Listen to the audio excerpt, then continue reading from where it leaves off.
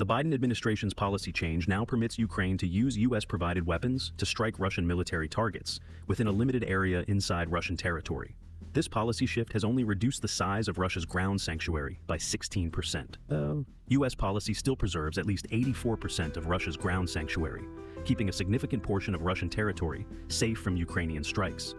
This restriction limits Ukraine's ability to disrupt Russian operations at scale. Ukraine can now strike targets in the Belgorod, Kursk, and Bryansk oblasts, which are within range of their weapons.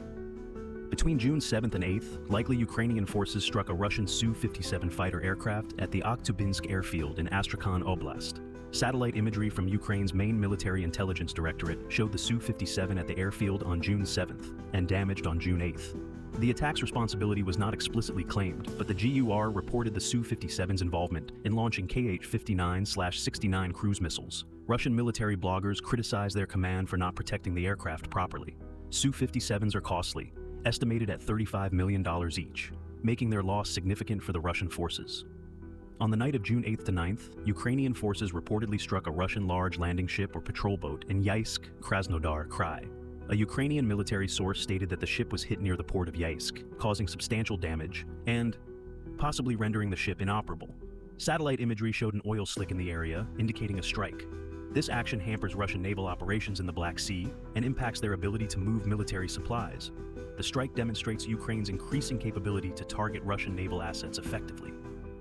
The Kremlin's ongoing efforts to remove and arrest senior Russian defense officials have extended to civilian regional administration officials. Recent arrests include high-ranking officials such as Vyacheslav Bakrin and Vitaly Krasulin, among others. These arrests, part of an anti-corruption campaign, suggest a broader move to purge and control regional governance and military leadership. The campaign aims to consolidate power and remove officials not aligned with the current administration. This crackdown indicates the Kremlin's serious approach to maintaining tight control over its internal affairs amidst the ongoing conflict with Ukraine.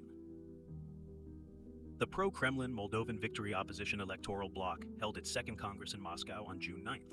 This meeting followed a series of discussions between pro-Kremlin Moldovan opposition politicians and Russian officials from June 6th to 9th. The bloc's activities aim to influence the upcoming Moldovan elections and Moldova's potential alignment with Russia.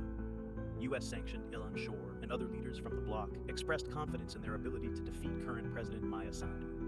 They discussed strategies to leverage Moldova's discontent with the current government to gain support for their pro-Russian agenda. Former pro-Russian Moldovan President Igor Dodon promoted Kremlin narratives in interviews on June 9th, targeting the Moldovan government. Dodon claimed that Moldova is being militarized for a potential conflict, urging opposition parties to unite against President Sandu. He emphasized the need for a non-political, well-known candidate to challenge Sandu in the upcoming presidential election. The Kremlin likely supports Dodon's stance to destabilize Moldova and extend its influence.